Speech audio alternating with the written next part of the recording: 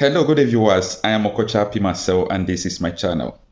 In this life, we must never learn how to remain neutral because your silence will help the oppressor to keep on oppressing the masses. But when you speak up, they see it as an attack. They see it as a caution. They see it as a warning to every bad system they are trying to create. And that is why in this channel, we talk about trending and political issues and we share news contents. So follow us, share our videos, subscribe to our channel, and always come by to watch our daily updates. Over the last couple of hours when we had our own internal meetings to agree on the exact wordings of this. So thank you so much. And let me return to those of our leaders who have joined this afternoon to thank them again for the dedication and the commitment to seeing that our country's democracy remains alive and well. And that's the purpose of this.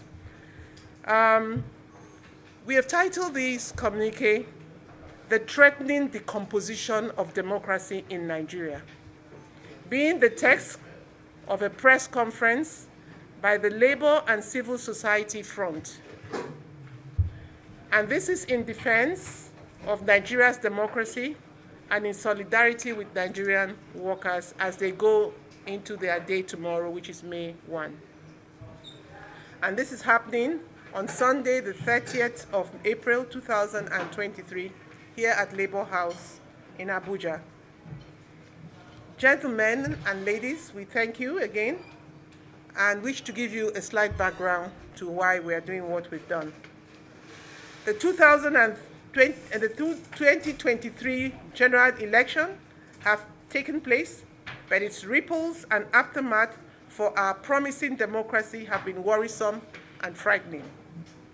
Some of us who are architects of Nigeria's current democratic experience, being human rights activists, political rights advocates, progressives, civil society and labor union activists that fought the military for the restoration of democratic governance in Nigeria, have watched with utter astonishment how the processes and procedures meant to consolidate our 24 years of democratic wins have been greatly eroded through the 2023 general elections.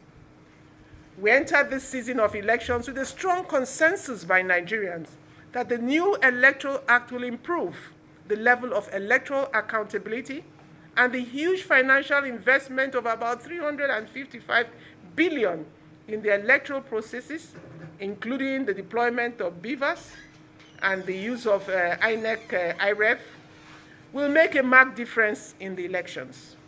Sadly, the 2023 general elections became an anticlimax, dashing the hopes of Nigerians for credible elections and denying citizens the emergence of qualitative political leadership across Nigeria. Clearly, Inec in cohort with some members of the political class have driven a death nail into the democratic experience of most Nigerians, thus leaving the electorate despondent to resort to self-help in their effort to salvage whatever is left of their vibrant political engagement with the 2023 elections. Unfortunately, majority of Nigerians, especially the youths, who fought with patriotism to reset their country through the ballot box, are now wondering if elections have become the tool for legitimizing the corrupt to take over Nigeria. This dark cloud of anguish arising from the terribly mismanaged 2023 general elections has jolted the confidence and hope of many Nigerians, thus propelling us as citizens of conscience to take this bold step of beginning to resist and mitigate the intended and unintended crisis looming over our dear country. Recall the hard-earned democratic reputations of many of the people seated here today, who organized in the early 1990s through actions of coalitions of citizens' organizations, labor, human rights, and for an end to military dictatorship. Their voices held sway as they resorted to citizens' action, demonstrations, strikes, global solidarity action, and other civil resistance measures to compel the regimes of Presidents Ibrahim Babangida and Sani Abacha to concede to the wishes of the citizens. From all indications, the 2023 general elections has become a rude reminder of how quickly things can degenerate, and that the emergence of what was then termed gun-powdered democracy, through which incumbent military regimes manipulated political processes to transmutate themselves into elected governments, to transmutate into elected democratic governments. This has given way to corrupt money. This has given way to corrupt money, powered, imposed rulership, manipulating the trajectory of democratic processes and elections to capture and perpetuate themselves in power. Like I said, some hitches here and there. In what we see as a democratic redemptive mission, we, the vanguards of concerned citizens and Democrats, with a front seat in the history of democratic transitions in Nigeria, are committed to ensuring that political leadership is not foisted on the country at the expense of the democratic gains made so far. As a first step, we have decided to signify our public displeasure at Inec and those behind the political coup against the well-laid out and established electoral norms and standards contained in the Electoral Act of 2022. Therefore, we condemn the outright manipulations of the electoral process and the abdication of responsibility by Inec, as it has not only destroyed trust in the democratic process, but has rewarded wrongdoing, making it possible for persons of stupendous reach, controversial background, who lack legitimacy to become the real beneficiaries of our electoral process. We had concerns. Some of our pre-election concerns are as follows. Prior to the 2023 general elections, Inec showed early signs of inconsistency by shifting electoral deadlines, which favored the ruling party. Inec also discouraged new voters from registering through an abrupt decision to halt the continuous voters registration. And as if that was not enough, Inec deployed technical personnel manning sensitive positions to non-technical roles, thereby interrupting the seamless and effective deployment of technology in the elections. As a decoy, Inec initially displayed a high level of preparedness during the off-season elections in Anambra, Ekiti, Osun governorship elections. Inec's use of technology in those elections gave Nigerians reason to believe that technology will apply in the subsequent 2023 general elections, thereby causing Nigerians to be caught off their guards. Though not unexpected, Inec and security agencies failed to act when in some areas such as Lagos, attacks on non-indigenous groups wanting to vote were unleashed by the ruling party. Similarly, the use of hate speeches and other criminal behaviors were treated with levity, thereby incentivizing the subsequent use of electoral violence, brigandage, and outright impunity during the 2023 general elections. To give one graphic example, the Labour Party senatorial candidate for Enugu East was brutally attacked, set ablaze along with 6 other persons, and murdered a few days to the 25th February presidential and National Assembly elections with little of no consequences. On election day, this is on the 25th of February as well as the 18th of March 2023, Inec operatives were operations were poorly carried out. And this we can see from all the reports of international and local observers that have presented their reports so far. The deployment of election materials to polling units witnessed deliberate lapses, while security personnel could not contain the criminal activities of armed thugs that took over strategic polling units in violation of Electoral Act 2022 and the 2023 election guidelines. These weaknesses were further worsened by huge and open inducement of voters with cash and gifts by political party operatives in the full glare of security operators. Additionally, the speed with which Inec and its officials were willing to disregard the provisions of the sections of the Electoral Act and their own electoral guidelines to hurriedly announce election results, not minding the fact that the processes were severely undermined, gave grounds for deep concerns. For instance, sections of the Electoral Act and the guidelines were ignored, and manual accreditation of voters for both the presidential and governorship elections were endorsed, thus opening the floodgate for the destruction of the sanctity and credibility of the 2023 elections. The most phenomenal failure by Inec was her refusal to upload the presidential election results from BVAS onto IREV at real time, as stipulated by the Electoral Act, the Inec guidelines for the 2023 elections, as well as the repeated position espoused by the Inec chairman. This happened even as the National Assembly conducted its elections on the same time, on the same day,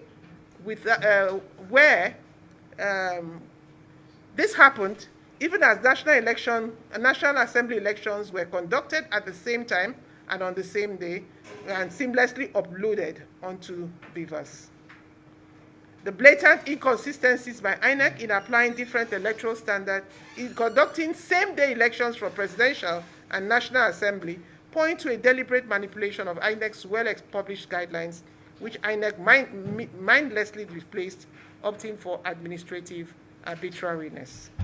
In summary, Nigeria suffered a monumental reversal in her electoral and democratic gains through the criminal mismanagement of the electoral process by Inec and security agencies, who both compromised their duties and donated their powers of election refereeing and law enforcement to unscrupulous politicians bent on imposing their self-will over and above that of the people. A brazen and most shameful example was seen in Adamawa, where Inec, emboldened by its many earlier infractions, decided to go for broke by declaring Senator Benani as winner of an unconcluded governorship election. Let's look at the future as we chart our way forward. As vanguards of Nigeria's democratic heritage, we are calling for a return to a rules-based democracy in which Nigerians can remain hopeful that their sacrifices of participating in elections will ultimately count. Therefore, as affected individuals and parties resort to the courts as the main conflict-resolving mechanism, we hope that the judiciary, as the final arbiter, will ensure that the malfeasances of those powerful individuals and their corrupt allies will not be rewarded, but rather they will be discredited and punished. It is in the light of this hope that we are calling on all Nigerians to believe again, not in Inec, not in the executive, but in the judiciary, and give the judiciary the benefit of doubt. In the same vein, we are calling on the justices of the Court of Appeal and the Supreme Court to rise up to the occasion by restoring the people's confidence in the processes that were abused by Inec and thereby stem the decline of our democracy. In the meantime, we are aware that should the judiciary fail to act expeditiously, it will amount to a denial of justice and invitation to self-help and anarchy. Our recent exposure to attacks on the media by agents of the ruling party and their resort to the NBC for punitive measures against media channels send frightening but real-life experience of an evolving future which is very ominous for democracy. To stop these menacing actions and attacks against the media and civil liberties of individuals and youth groups, the court must act now. We also wish to state clearly that our duty as vanguards of Nigeria's democratic advancement is to speak out and alert Nigerians in clear conscience of these inescapable impediments. Nigeria's democracy was earned on the blood and sweat of many of our colleagues who have paid the supreme price. For those who are still with us here today, and many of them are seated in this room today, we celebrate and appreciate them as we remind ourselves of the sacrifices of our forebears and those of our democratic champions. Our calling is to stay focused as citizens with a vested interest in the survival of a healthy democracy. We're drawn from the Nigerian civil society, labor movements, and many other progressive constituencies. We are bounded by nationalistic conscience, fully aware of our historical experiences, and also willing, and also the younger generation who are willing to rally behind the electoral reforms, who are willing to rally behind past and recent electoral reforms. The new push for holistic, popular, and judicial rescue based on democratic principles shall not be dimmed by what we see as thwarting tendencies facilitated by state actors. We believe it is our responsibility to protect and uphold the democratic gains our country has made, and by standing up for a rules-based democracy as required by the 1999 Constitution of the Federal Republic of Nigeria and the Electoral Act of 2022. We shall preserve that which we have labored to build in the past 24 years. Our belief is firm that with these democratic principles, we can continue to resist through peaceful means, the hideous dangers of allowing compromised, discredited, flawed elections to subvert our common destiny and a prosperous future for Nigeria, for which we all badly yearn.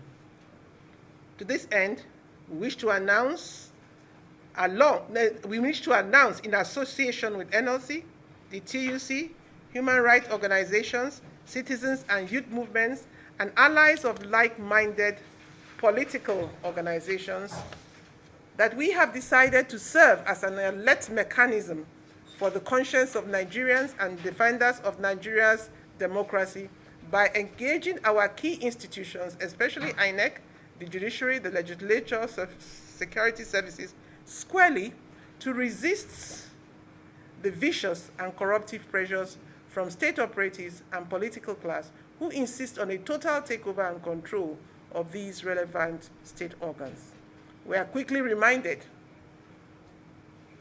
that in the Arab Spring, the affected countries had constitutions, they had laws, they had courts, they had democratic institutions, yet the young people and the people of those countries arose and took to the streets to express their dissatisfaction for the lack of connection between what was happening in their country and what were stated to be legally binding in those laws and instruments that were before them. We are in a similar season of such broken trust in Nigeria. And it will be risky for us to replace mistrust with empty promises. We believe that there is need to fight for and achieve tangible democratic consolidation within legally binding premises. As vanguards for the defense of Nigeria's democracy, we will strive to protect our collective democratic aspirations and ethos as a country, with our immediate goal being to hold a watching brief over the judiciary and its actions. We are therefore soliciting the cooperation of the Nigerian Bar Association and lawyers for the defense of justice to partner with us to reawaken the consciousness of the judiciary to its constitutional responsibility of defending our frail democracy through the enthronement of justice. Finally, in the words of Nelson Mandela, we wish to remind Nigerians that the theft of an election is not an attack on the people's right to vote, but on their dignity and their humanity. Consequently, we wish to call on all Nigerians to stand up, join us, and be counted in our renewed struggle for the defense of democracy and the rule of law.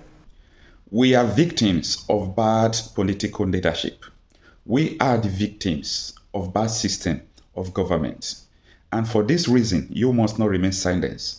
I must speak up and you must speak up. When you remain neutral to every bad political system, it helps the oppressor, not the victims who are the masses like me and you. And for that reason, we share news content, we talk realities out of trending and political issues on this channel. My name is Okochapi Marcel, and this is my channel. Please kindly help me to share my videos, subscribe to this channel, and always come by for new videos.